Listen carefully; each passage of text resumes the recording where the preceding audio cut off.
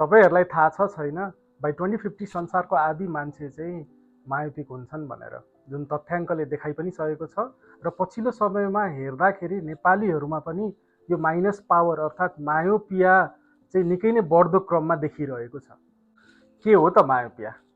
Myopia एउटा यस्तो अवस्था हो जुन अवस्थामा नजिकको वस्तुहरू चाहिँ सफा देखिन्छन् भने टाढाको चाहिँ धमिलो देखिन्छ। मायोपियालाई अहिले डिजिज पनि भन्ने गरिन्छ। यो मायोपिया प्राय बच्चाहरूमा देखा पर्ने गर्दछ र उमेर बढ्दै गर्दा यसको प्रिस्क्रिप्सन पनि बढ्न सक्छ। मायोपिया कन्ट्रोल किन जरुरी छ? यदि तपाईको मायोपिया छ र हरेक भिजिटमा माइनस पावर चाहिँ बढ्दै गइरहेको छ भने यसले भोलिको दिनमा गएर आँखामा हुने serious conditions like retinal detachment, glaucoma, early cataract र मायोपिक डिजेनरेटिभ चेन्जेसहरू देखा पर्न सक्छ, जसले गर्दा भोलिको दिनमा नदेख्ने अवस्थासम्म पनि पुग्न सक्दछ।